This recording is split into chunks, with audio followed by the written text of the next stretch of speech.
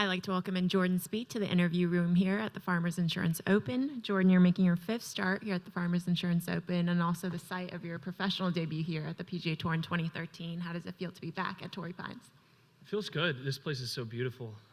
It's a really nice, kind of peaceful place to start the season. I had a kind of a long break between PGA Tour starts now from China until here, so it's been, I'm anxious, I'm ready to get going, and should play a pretty heavy stretch coming up here, so this will be the first one, and I'm looking for some momentum to build on. In your first start of the new calendar year here in 2020, how have your off weeks been, and how do you feel about this week? Yeah, good. I've been working, holidays were fun. It was nice to do a little mix of home and travel, and then was able to be home to kind of get to work and get geared up for 2020, and certainly, I've set some lofty goals for myself as I do every year, and looking forward to kind of bounce back on track and like I said, gather some momentum starting early in the season. Perfect. We'll open it up for questions. Please use the mic if you have a question. We'll start up in the front. Jordan, good morning. You made such a splash when you came onto the tour very early, and you had such enormous accomplishments at such a young age. What's the psyche of a golfer who then hits bumps in the road and try to gather back to what you were before, considering you still have a lot of time left in your career, but how hard is it to have it go away from you? Thank you. I think, from when I was 12 years old on, it's been kind of easier, and then at some point it got a little harder, and so it was a little bit of a, a little bit of panic to start, and then I think last year I did a good job of staying patient with myself, recognizing that it's part of the game, and trying to just kind of take each week to make little improvements, and then wait till the off season to try and nail things down and regroup for the next season. So I kind of feel blank slated here. I almost am approaching it like I was in 2013, where I just kind of feel like I'm kind of hopefully ready to kind of bounce back to, like you said, where I've been in the past, and not necessarily, that doesn't mean it's going to happen right away, but kind of build to that. And I feel like I got out of the off-season tournaments or the fall tournaments what I wanted to an extent. It was a little trial and error, and was able to have some time to rest and recover and then practice gearing up. So I think big picture, I have a really good frame of mind, which should allow me to build some patience into getting my game where I want it to be. Take one in the middle.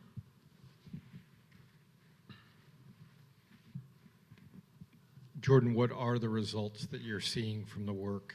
What's encouraging you? What have you kind of specifically worked on? Yeah, I think I needed to. I had needed some mechanical adjustments that had gotten off in my swing. I putted and chipped the ball really nicely last year, so trying to continue that trend and maintain where I was. But with the full swing, especially as I got into the longer clubs, my timing got pretty off. So I was trying to gather that back to where it was. Did some solid research with a lot of technology that I'd used in the past and periodically over my career to kind of see some red flags and then adjust accordingly. So I haven't played any tournament rounds. So as far as what you asked, what kind of results you're seeing from it, I expect it to be, certainly going out and trusting what I can trust, and whether that goes really well to start or it builds up, I know I'm on the right track. No.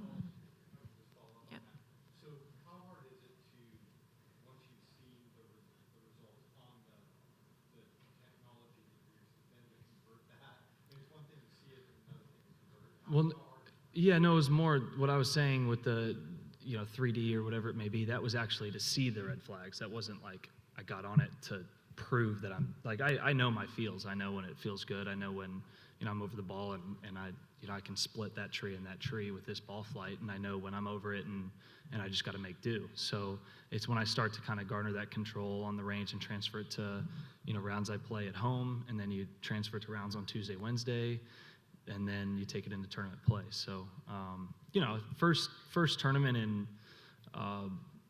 first PGA Tour event, like I said, in 3 months, So I'm just kind of anxious to get going, and I'm not putting huge expectations on the start. Just more so, I want to stay with kind of the trend, the practice, the feels that I've been doing. Not audible out of them for what's comfortable, but instead power through.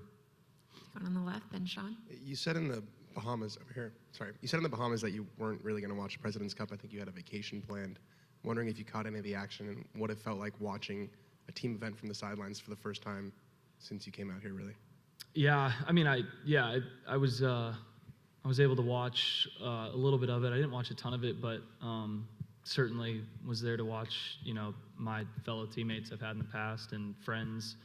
And, I love that golf course, like I mentioned ahead of time. I've played it before, and so it was really cool to see how the country kind of came together there and how the golf course played. I mean, it just looked like it was a really enjoyable experience for all. And for me personally, it really sucked. Yeah, I mean, I hated not being there to help support, to the team and be a part of it and gain points for Team USA. That part was really tough, as I expected. But at the same time, it's fire to not miss another one. Sean, on the right. When you're doing like the 3D motion capture and stuff, are you comparing to numbers from like 2015 and 2017, or do you feel like you're doing something new? No, I'm looking back. Different times that I've done it in different systems. It's sometimes hard to get, but they're the idea is to try and do it when obviously when things are going really well. That's probably the most important time to go do something so that you can always kick back on track. But yeah, I mean, all in all, like I mentioned, I'm just trying to get my timing down a little bit better. It's nothing crazy, nothing wildly, no big changes or anything. It's just simply finding ways to go back in time almost to where I'm swinging my swing instead of trying to do anything special. Rob. Presumably, the Ryder Cup would be one of those lofty goals, but how do you not let that get in the way of more immediate goals as you try to get to that point here as you start the season? It's not hard. That just comes with accomplishing other goals. There's no Ryder Cup qualifying tournament, I put focus on the majors every year, and if I do my job in those majors, then the rest of the perks come with it, including being on the Ryder Cup team. So it's not hard to not look ahead for me. Like I said, you just focus on the here and now. Bob, then Rex. Jordan, did watching the President's Cup give you any more motivation than you would have already had anyway? Or, I mean, did I don't know if it added more. It was more just like, I don't know if it added. I don't think I needed any more. Once the teams came out and I wasn't going, that was kind of where it was, which I obviously knew and voiced to you guys. I didn't think I deserved to go off of last season. So it was just one of those, like, I just kind of wished I was there helping the team out, playing my best golf for the team. There's very few better feelings than playing your best golf, representing your country in those team events. So that was more the feeling. It wasn't extra motivation. It was already there. Rex, then Doug. Jordan, last week when they announced the new pace of play policy, you kind of came up as an example of someone who looked at where you were on the list as far as how much average time you took, and it really improved your time year over year. I think it was 2 seasons ago. How were you able to do that? Do you think the new policy will prompt more players to do that? Well, I think one, it was selfish for me. I just felt like